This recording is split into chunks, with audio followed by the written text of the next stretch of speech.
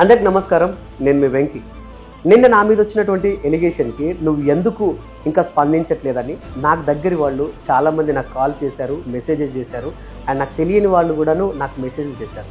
So నిన్న నేను ఎందుకు స్పందించట్లేదు, ఇప్పుడు నేను ఎందుకు స్పందిస్తున్నాను అన్నది మీకు కాస్త క్లారిటీగా చెప్తాను.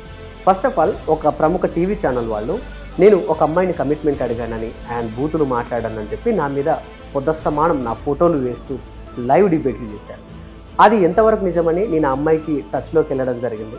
ఆ అమ్మాయి నాతో చెప్పినటువంటి ఆ మాటలు ఒకసారి వాయిస్ రికార్డులో వినండి.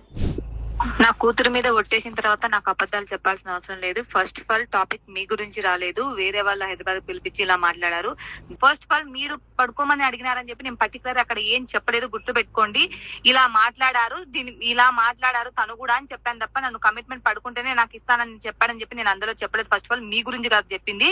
సో నాకు కవర్ సాంగ్ అడిగిన తర్వాత సీరియల్ ఆఫర్ ఇస్తావాలన్నాను, సినిమా ఆఫర్ ఇస్తావాలన్నాను. విన్నారు కదా, ఆ అమ్మాయి నా మీద ఎటువంటి ఎలిగేషన్ చేయలేదు.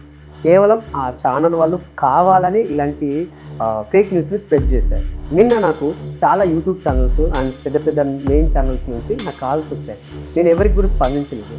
ఎందుకు స్పందించలేదంటే, ఎవరైతే నా మీద నింద వేశారో, ఎక్కడైతే నా మీద మచ్చబడిందో అక్కడికే వెళ్ళి నేనేంటో ప్రూవ్ చేసుకోవాలని అదే ఛానల్కి వెళ్ళి ఈరోజు డిబేట్లో కూర్చున్నాను.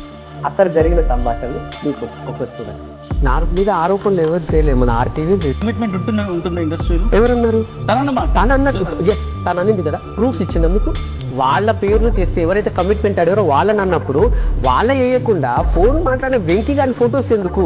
వెంకీ కమిట్మెంట్ ఇస్తానని టార్చర్ చేశాడు అని చెప్పి మీరు నిన్న హెడ్లైన్స్ పెట్టాలి. ఇది కాదు, ఇంకొక బయట ఉంటుంది, అది బయట ఒకసారి లైన్అప్ చేసే ప్రయత్నం చేసుకోండి గ్యాప్ లో.